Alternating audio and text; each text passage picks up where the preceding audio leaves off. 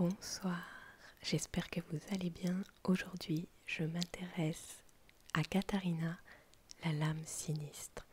Installez-vous bien, pensez à vous abonner, à mettre le petit pouce bleu pour avoir plus de vidéos sur les champions de League of Legends.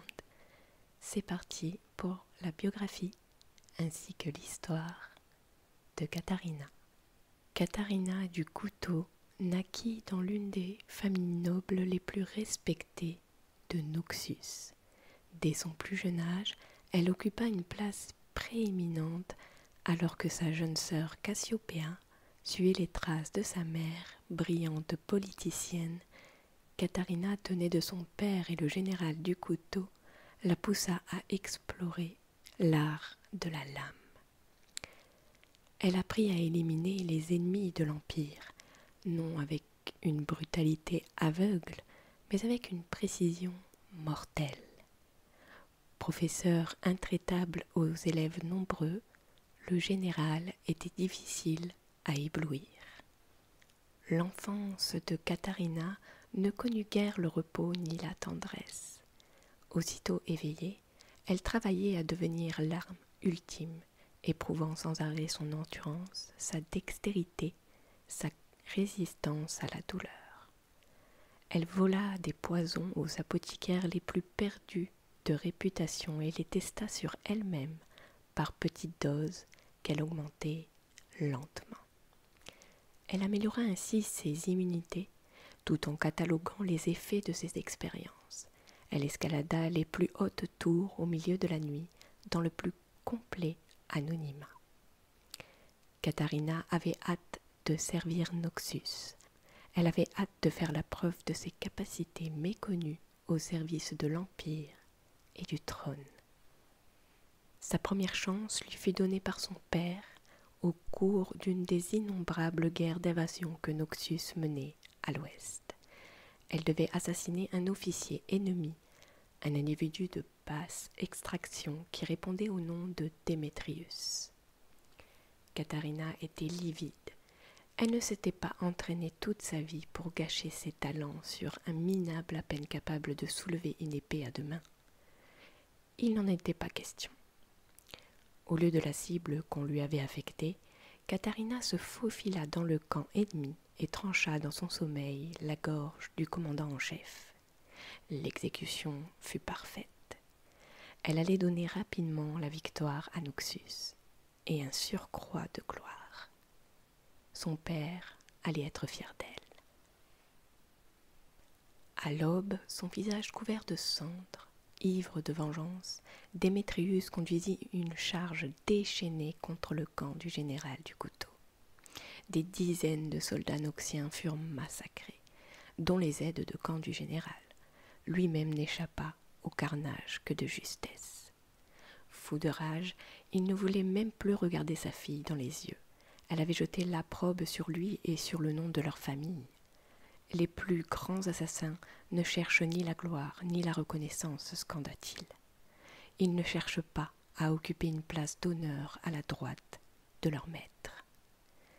Anéantie, Katharina s'enfuit seule.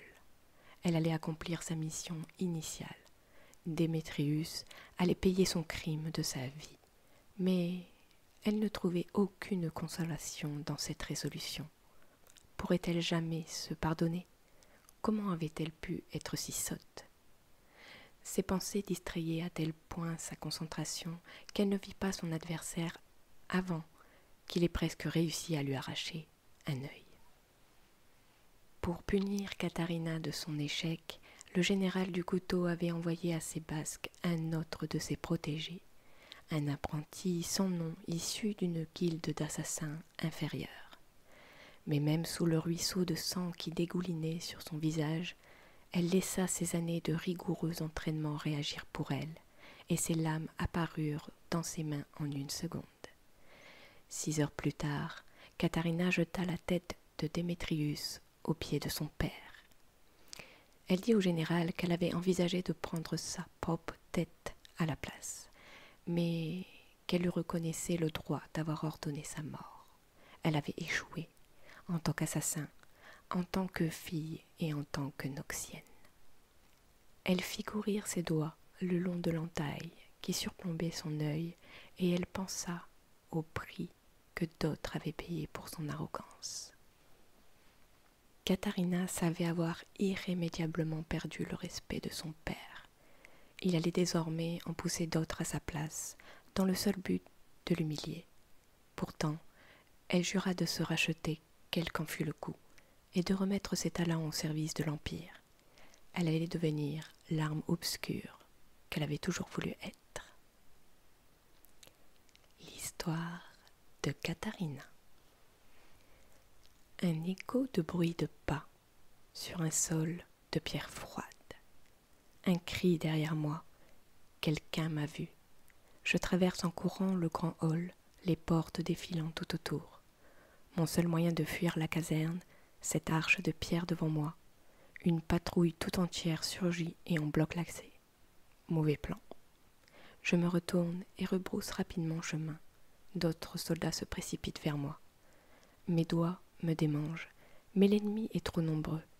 Je traverse une porte, la fais claquer et la bloque avec une poutre de bois. Martelée par des années d'entraînement, sa voix résonne dans ma tête. Les lames d'un assassin ne sont pas ses seules armes. Connais ta cible, connais ton terrain. Pour réussir un assassinat, tout peut servir d'outil. Je traverse la pièce en courant. C'est une sorte de salle des trophées, bien fortifiée, avec une porte latérale menant à un couloir secondaire. Derrière moi, le chêne résiste aux armures dans un bruit sourd. Les gonds de fer et la charpente robuste devraient me laisser suffisamment de temps pour.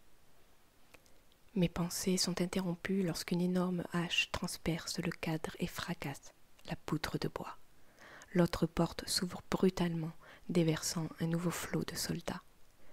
Ils sont trop nombreux et trop bien préparés. Ils savaient que j'allais venir. Ces soldats portent les couleurs de Noxus, mais arborent le sceau d'une maison en guerre ouverte contre la Trifarix. Je dégaine mes lames. Ils ralentissent, puis se déploient, prêts à saisir leurs armes. Derrière, ceux qui s'engouffrent à travers la porte détruite font de même. Fidèles à leurs entraînements, ils se mettent en cercle. 6 devant, 7 derrière. Ce ne sera pas facile. C'est plus amusant quand il y a du défi. Sa voix me parle à nouveau. Réfléchis vite, déplace-toi plus vite encore. Prévois ton assaut avant de le lancer, puis attaque à l'instinct seul. Je lance une lame. Elle ricoche sur le chandelier au plafond qui, sa chaîne se rompant, s'abat sur les soldats derrière moi.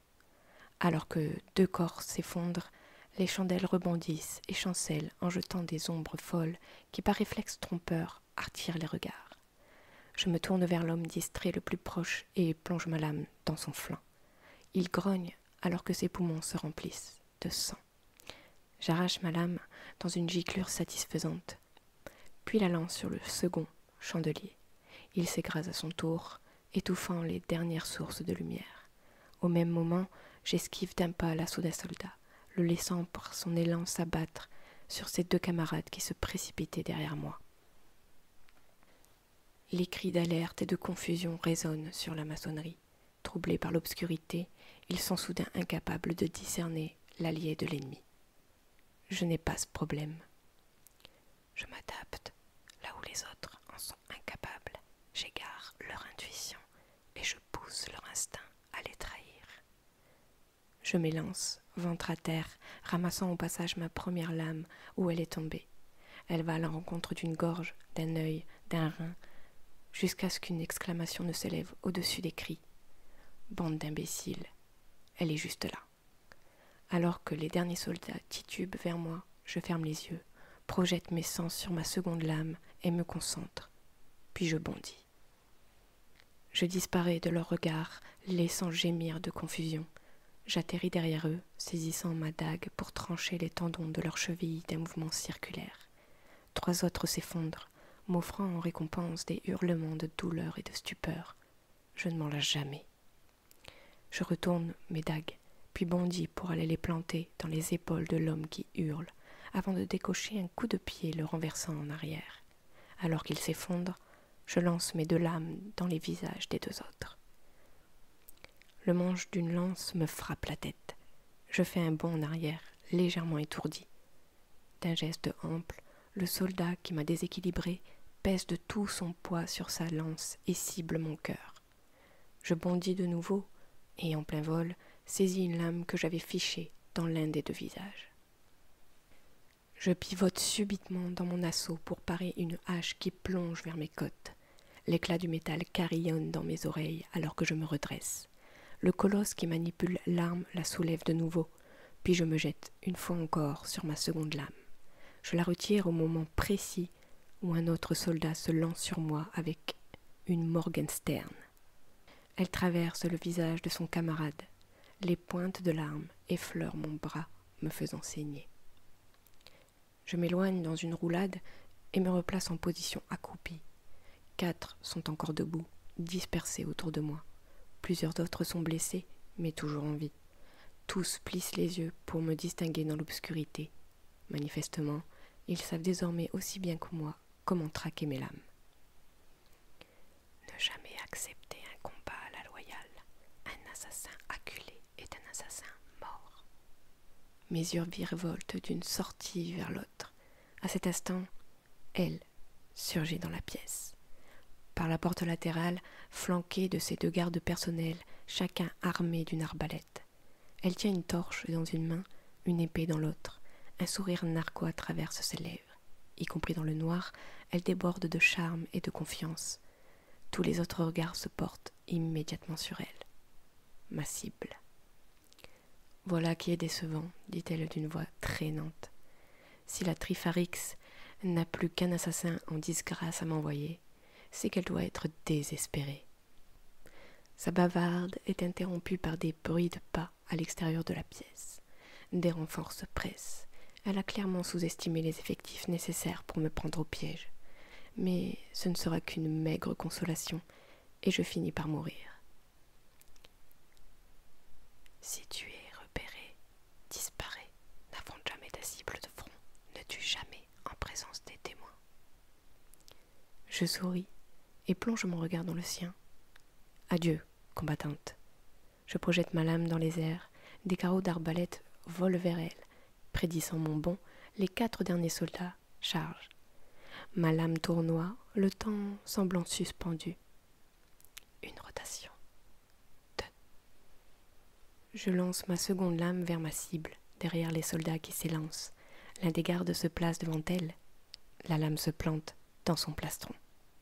3, 4. Je bondis vers ma lame, poussé par mon élan.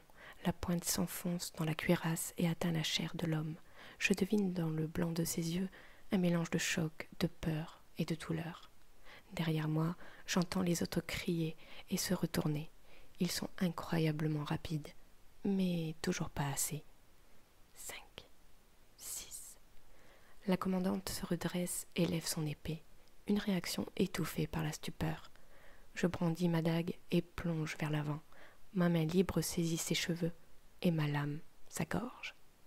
7 rotations. Un autre carreau d'arbalète traverse l'endroit où je me trouvais un instant plus tôt, mais où je ne me trouve plus. Il perce la poitrine de ma cible, tandis que je rattrape ma lame qui chutait, maintenant plantée dans le sol. Dans une main, je tiens une dague ensanglantée. Dans l'autre, la tête coupée de ma cible, son visage figé dans la surprise.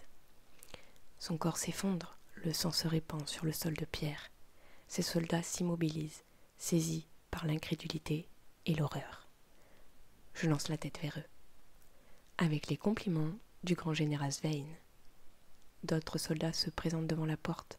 Je me réjouis de leurs exclamations de colère. N'affronte jamais ta cible de front. Ne tue jamais en présence de témoins. Sa voix tourne encore dans ma tête. Curieusement, elle me paraît plus faible. Je ris, à gorge déployée. Je ne suis plus ton assassin, père. J'ai dépassé tes petites règles timorées. Je secoue mes lames pour en enlever le sang et plonge mon regard dans celui des soldats. La peur est une arme aussi puissante que n'importe quelle dague. Qu'ils me regardent, qu'ils répandent la rumeur. Je suis bien plus qu'un simple instrument de mort. Je suis la véritable volonté de Noxus. Un soldat pousse un cri et se jette vers moi. Je peine à dissimuler un sourire en levant à nouveau mes lames.